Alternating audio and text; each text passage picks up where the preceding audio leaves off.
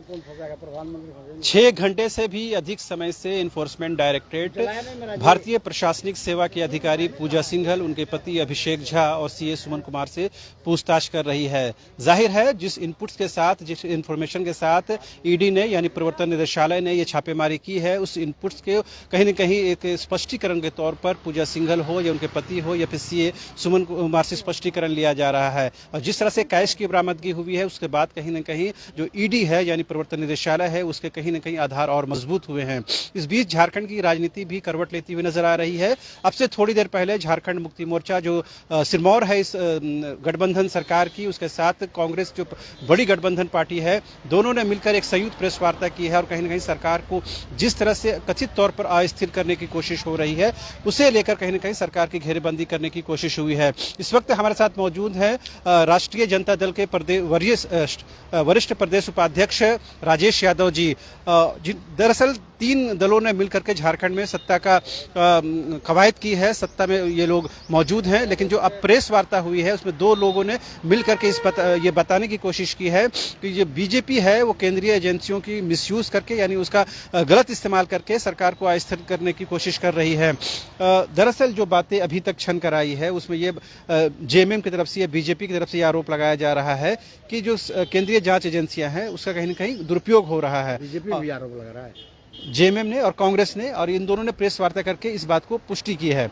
आप चूंकि गठबंधन धर्म में शामिल है, हालांकि आपकी मौजूदगी उस प्रेस कॉन्फ्रेंस में नहीं थी, आपका क्या मंतव्य है? झारखंड की राजनीति जिस तरह से परिवर्तित हो रही है उसके पीछे क्या आधार लगता है, क्या कारण लगता है? निश्चित रूप से 2014 के बाद जो देश का स्वायत्त संस्था है, सीबीआई है, ईडी है, प्रवर्तन निदेशालय है, चुनाव आयोग है, माननीय न्यायालय है, सारे लोगों को बंधक जैसा बना लिया गया है और मनमाने ढंग से निर्णय लिया जा रहा है। जहाँ तक सवाल है अभी आप पूछ रहे हैं, ईडी का सवाल है। ईडी का मामला तो इस मामला ढेरे दिन से चल रहा है, 2011 से चल रहा है, 2003 से चल रहा है। इतने दिनों तक क्यों नहीं जांच हुआ? जब भारतीय जनता पार्टी की मंशा झारखंड के विधायकों को तोड़ने में नाकाम रहा, उनकी कोशिश नाकाम रहा, तो उन्होंने ईडी का प्रयोग किया। अगर आप ये क्यों भूल जाते हैं? अगर ये रेड हुआ और इतने पैसों की बरामदगी हुई है तो फिर इसका समर्थन नहीं करते हैं। भ्रष्टाचार के हम खिलाफ हैं, लेकिन जिस ढंग से भारतीय जनता पार्टी के लोगों ने बोलने का काम किया सरकार के खिलाफ, हेमंत सरकार के खिलाफ, गिराने के खिलाफ कि हम सरकार चली जाएगी, अभी एक बार तस्वीर आपको दिखाएंगे किस तरह से। देखिए कि ईडी के कार्यालय में जो गाड़ियों की आवाजाही है वो शुरू हो गई है, क्योंकि सुबह 6 बजे से ये जो बातचीत है वो पूछताछ है वो जारी है। हम कोशिश करेंगे उस तरफ जाने की ताकि ये पता कर सके कि आखिर क्या कुछ स्थितियां बनी हैं और क्या कुछ होने वाला है। तो ये समझ में आ पाएगा हमें कि आखिर इन 6 घंटों की बातचीत के दौरान क्या कुछ होने वाला है। हम आइए तस्वीरें सीधे तौर पर आपको दिखाने की कोशिश करेंगे कि क्या कुछ आके यहाँ पर स्थितियाँ बन रही है। ये देखिए, अब हो सकता है कि बहुत मुमकिन है कि जो पूजा सिंघल है, उनके पति है सुमन कुमार है, उनको बाहर लाया जा सकता है पूछताछ के बाद। और यहाँ पर जो है तैयारियां बढ़ गई हैं। अब देखिए तमाम गाड़ियों को लगा दिया गया है। क्या नहीं, उसके लिए नहीं, तो ये राजेश जी जैसे बात हो रही थी कि ये आपने कहा कि मिसयूज हो रहा है ईडी का, ये क्या आधार कहने का है? क्योंकि जो पैसों की बरामदगी हुई है ये तो कहीं नहीं बताता है कि करप्शन चार्जेस तो लगे हैं। करप्शन है, उसका हम विरोध नहीं करते, समर्थन करते हैं। भ्रष्टाचार के खिलाफ कार्रवाई कर रही है, लेकिन मंशा क्या है ये देखना होगा। ईडी ने कार्रवाई किया, सीबीआई कार्रवाई कर रही है, लेकिन मंशा क्या है केंद्र सरकार का, उसको देखना होगा। मंशा कहीं ना कहीं हेमंत सरकार को अस्थिर करने का है जी। इसके आड़ में हम देख रहे हैं कि जिस तरह का ईडी का छापामारी हुआ या उसके पूर्व भारतीय जनता पार्टी के लोगों ने, अभी निशिकांत दुबे बोल रहे हैं कि अब हेमंत सोरेन के परिवार चुनाव लड़ने लायक नहीं रहेंगे, कोई नहीं लड़ेंगे। क्या भविष्यकर्ता है? क्या हुआ भविष्यकर्ता भविष्य कर रहे हैं।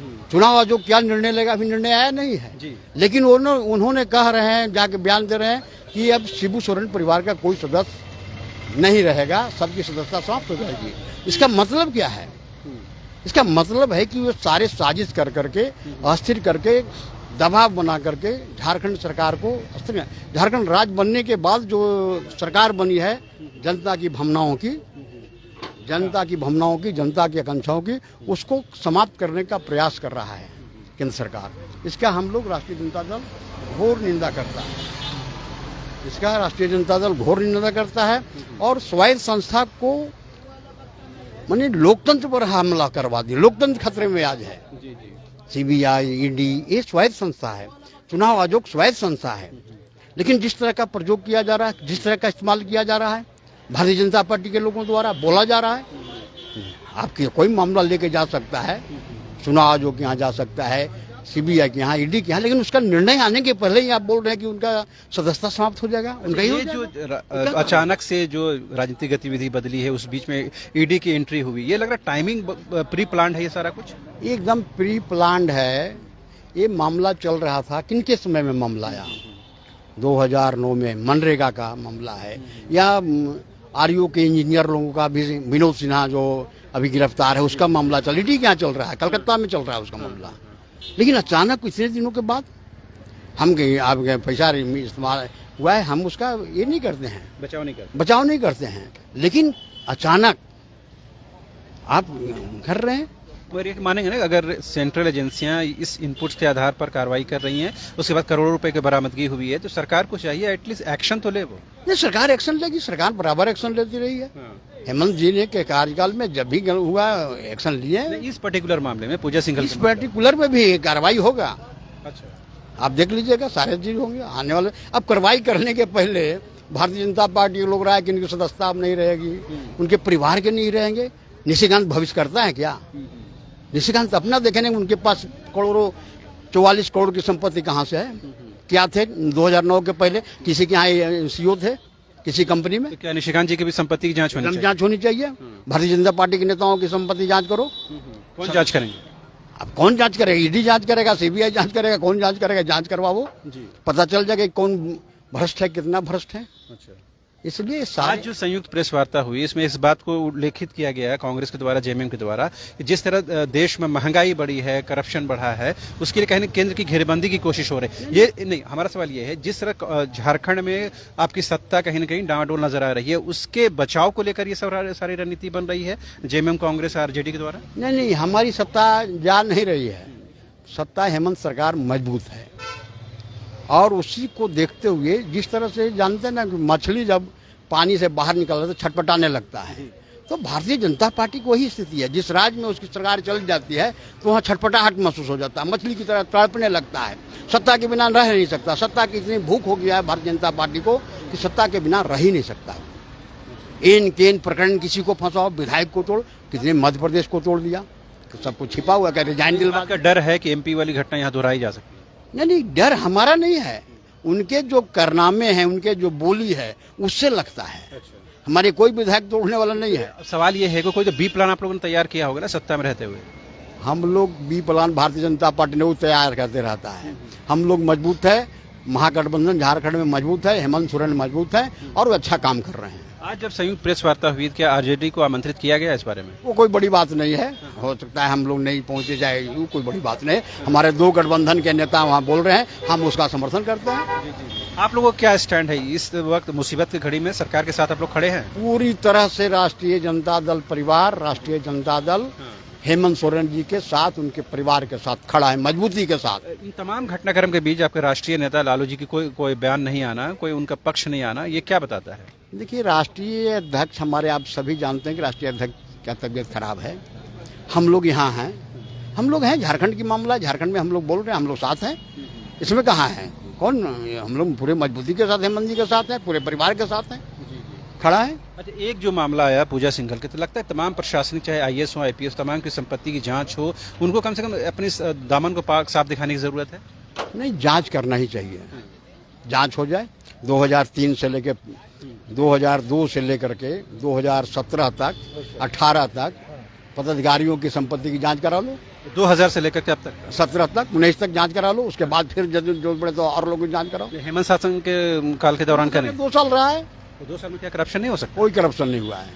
ये तो आप बोल रहे हैं, जैसे देखिए ईडी के जो अधिकारी हैं वो 5-6 घंटे से लगातार पूछताछ कर रहे हैं, कुछ तो इनपुट्स है उनके पास। मैं ईडी के विरोध में नहीं हूँ, लेकिन ईडी ने जिस मंशा के साथ, जिस काल के साथ किया है, वो कहीं न कहीं गलत समझा जा रहा है। सरकार को स्थिर करने की साजिश के तहत किया जा रहा है। जी। तो अब लग रहा है कि जो गठबंधन दल है वो झारखंड में भले ही आपको सुरक्षित महसूस कर रहे हों, लेकिन कहीं ना कहीं घेरेबंदी हुई है, बीजेपी की वजह से हो या फिर ईडी या अन्य एजेंसियों के द्वारा। बोल रहे हैं कि पूरी स्वायत्त संस्था है, जी। स्वायत्त संस्था को कमजोर करने की साजिश भारतीय जनता पार्टी कर रही है। लोकतंत्र के खतरा है, प्रजातंत्र को खतरा है। सीबीआई स्वतंत्र संस्था है, ईडी स्वतंत्र संस्था है, आयकर विभाग स्वतंत्र संस्था है, किसी को जांच कर सकता है। लेकिन अब किसी कहने में जांच कीजिएगा तो सवाल तो खड़ा होगा ही। आप जिस परिसर में खड़े हैं, आपको याद होगा कि एनओ सिक्का जी का ये मकान है, उन पर भी जिस तरह करप्शन के चार्जेस निकले, उसके बाद उनके संपत्ति को अटैच किया गया। तो झारखंड में करप्शन और भ्रष्टाचार का बहुत पुराना नाता रहा है। देखिए, झारखंड राज्य बनने के बाद जो उसके पहला मुख्यमंत्री बने बाबूलाल मरांडी जी, करप्शन का शुरुआत तो वहीं से करवा दिया। जननी है बाबूलाल मरांडी, भ्रष्टाचार की जननी है। जो बाबूलाल मरांडी जैसे कभी क्या बोलेंगे, उन्होंने कहा था कि हम पहाड़ पर से गिर जाएंगे, भाजपा में नहीं जाएंगे। भाजपा में उनका बोल बदल गया। सत्ता चाहिए उन लोगों को, दोहरी सदस्यता वाले लोगों को सत्ता चाहिए।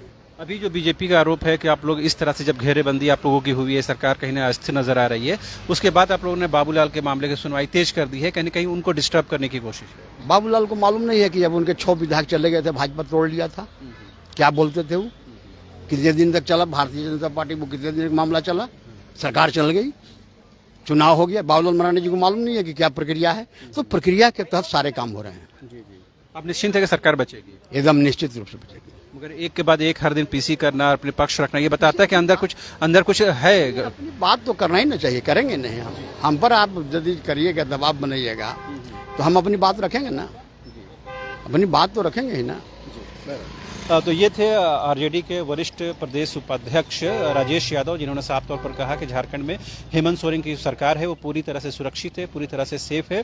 और बीजेपी जो एक तरह से नैरेटिव सेट करने की कोशिश कर रही है कि झारखंड अस्थिर हो जाएगा, आने वाले दिनों में सरकार नहीं बचेगी, इस बात में कोई आधार नहीं है, इस बात में कोई बेस नहीं है। लिहाजा झारखंड सरकार अपना जो बचा हुआ कार्यकाल है उसे हर हाल में पूरा करेगी। एक अपडेट आपको ये जरूर दे देंगे, करीबन 6 घंटे से ज़्यादा समय से पूजा सिंघल, उनके पति अभिषेक झा और सीएस सुमन कुमार से पूछताछ जारी है। सीएस सुमन कुमार को 5 दिन के रिमांड पर पुलिस ने ली है, उनका तीसरा दिन है। दूसरे दिन अभिषेक झा से पूछताछ हो रही है, जबकि पूजा सिंघल से पूछताछ का ये पहला दिन है। अब देखने वाली बात ये होगी कि पूजा सिंघल के बारे में ईडी क्या कुछ निर्णय लेती है, क्या उन्हें रिमांड पर लेने की कोशिश होती है, क्या कुछ कोर्ट से डिसीजन आता है, तमाम चीज़ें हम देखेंगे। लेकिन इस बीच में एक अहम जो डेवलपमेंट वो ये हुआ है कि राजद की तरफ से, कांग्रेस की तरफ से कहीं न कहीं केंद्र की बीजेपी सरकार की, मोदी सरकार को घेरने की कोशिश शुरू हुई है। और उसके पीछे कहीं न कहीं इन्फ्लेशन को कारण बताया जा रहा है, महंगाई को कारण बताया जा रहा है। और आपको पता भी होगा कि जैसे ये डेटा आया है सामने कि जो भारतीय रुपया है वो अब तक के सबसे निचले स्तर पर पहुंच गया है। इससे जो जानकार है वो ये मान रहे हैं कि पूरे देश के स्तर पर जो इन्फ्लेशन है, जो महंगाई वो बढ़ेगी। लिहाजा इसी महंगाई को आधार बना करके जो आरजेडी हो या कांग्रेस हो या जेएमएम हो, उन्होंने बीजेपी के खिलाफ हल्ला बोल दिया है। लेकिन इस कवायद को बीजेपी कहीं न कहीं ये बताने की कोशिश कर रही है कि झारखंड सरकार जिस तरह से घिरती हुई नजर आ रही है, उसके बचाव के तौर पर कहीं न कहीं ये एक रिटालिएशन है। लिहाजा अब देखने वाली बात ये होगी कि इन आरोपों प्रत्यारोपों के बीच में झारखंड सरकार का जो सेहत है वो कितनी ठीक रह पाती है, क्या उनका कार्यकाल पूरा हो पाता है कि नहीं। हालांकि जेएमएम इस सवाल से नाराज हो जाती है। जेएमएम से जब आप ये सवाल पूछते हैं कि क्या जो गठबंधन सरकार है वो अपना कार्यकाल पूरा करेगी, तो सुप्रियो भट्टाचार्य जरूर ये कहते हैं कि इस सवाल का कोई आधार ही नहीं है, ये सवाल ही अपने आप में बेमानी है। बहरहाल हमारी कोशिश ये है कि तमाम अपडेट से आपको हर वक्त रूबरू कराएं। फिलहाल मुझे मेरा कैमरा पर्सन हृदय को दीजिए इजाजत। नमस्कार।